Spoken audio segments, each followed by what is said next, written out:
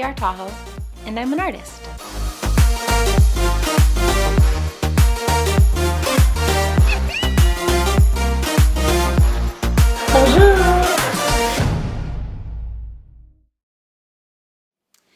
I grew up mostly in San Pedro, California. I was born in the Philippines, but I moved around the States a little bit, and I lived in Illinois, Tennessee, but spent the most time and really developed who I was as a person in San Pedro. So it gave me a lot of my grittier sensibilities. I was fortunate enough to grow up in an area where we had a lot of focus on arts, and I was able to really experience different facets of art within my community because of the, we called it the club that I went to. It was a boys and girls club, but I attribute a lot of my my culture from that club. Where troubles melt like lemon drops way above the chimney tops, that's where you'll find me somewhere.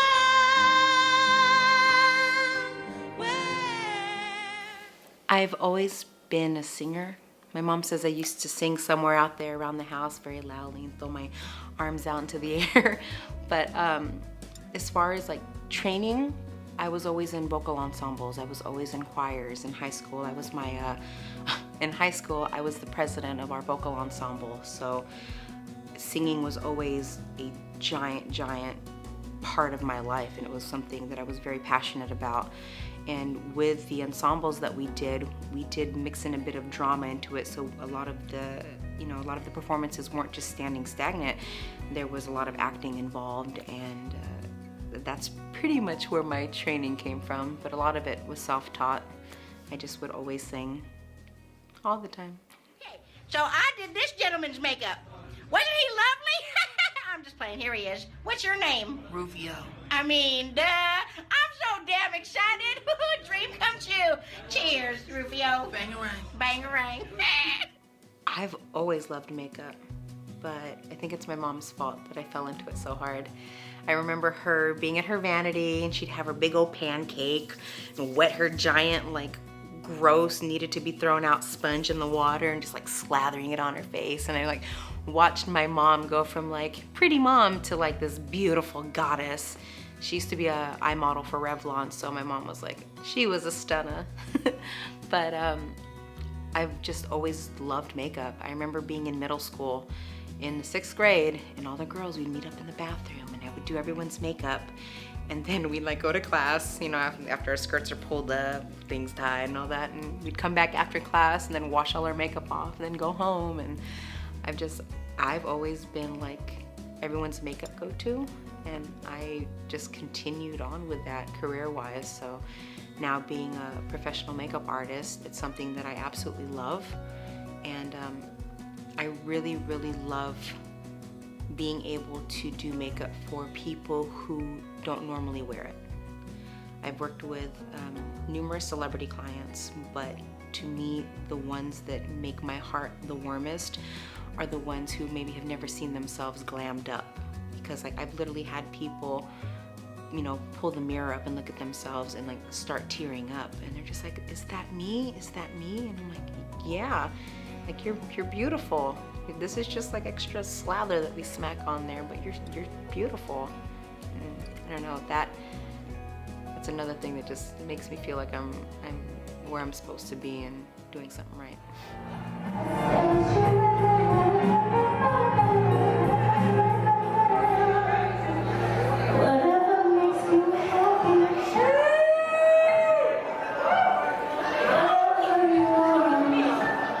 I like playing characters that make people laugh. I've always found some sort of weird solace in making people laugh. It makes me feel like I'm doing something right. I don't know, it's just, it's something that was instilled in me. I felt like to be a productive citizen, it was my duty to make people laugh, and going and being all these different characters, even though I might look really silly or unappetizing in the moment, in the long run, for me it's worth it because somebody out there is smiling because of it. I kind of look like Aeon Flux now. What are they this doing? Okay. Okay. I tell you. And I tell you.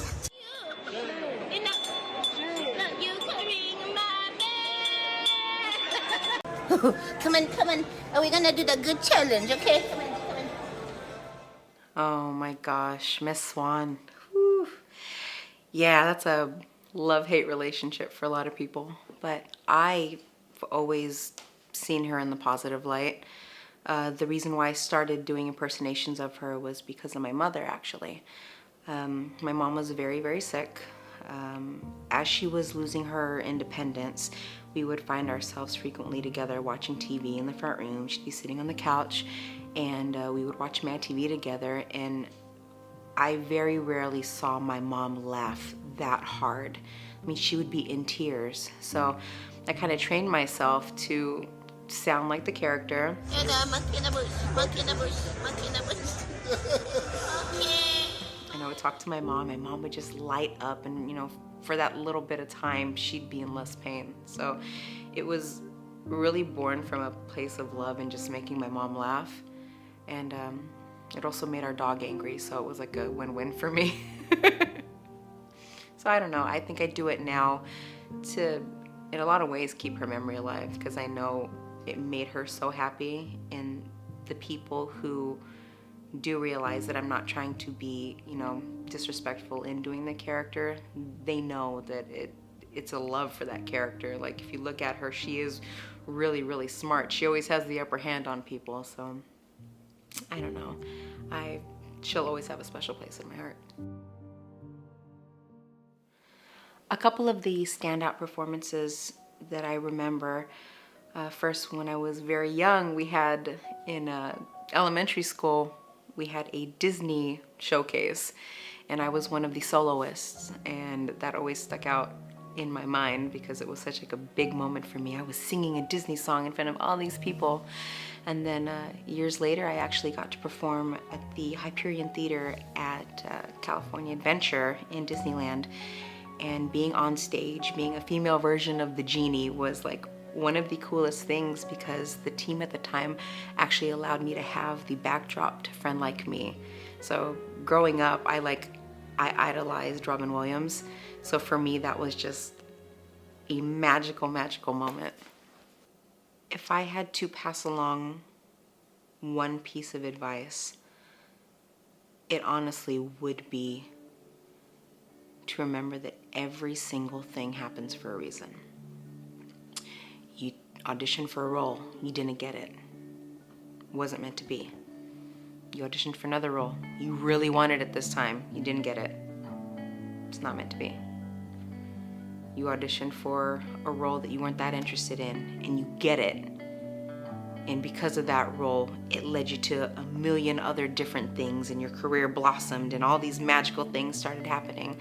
Like, have faith in the process, and don't get caught up on every individual failure.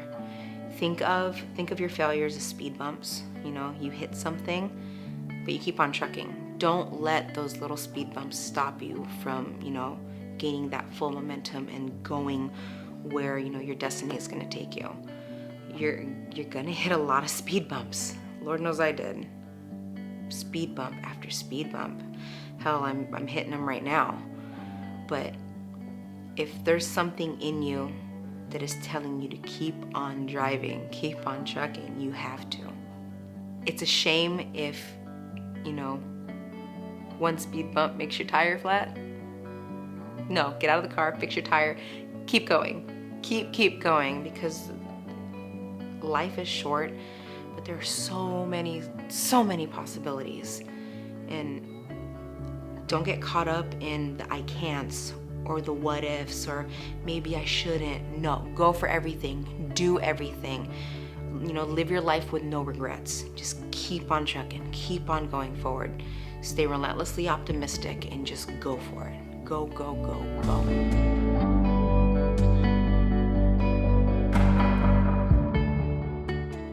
Rhapsody Artajo, and I'm an artist.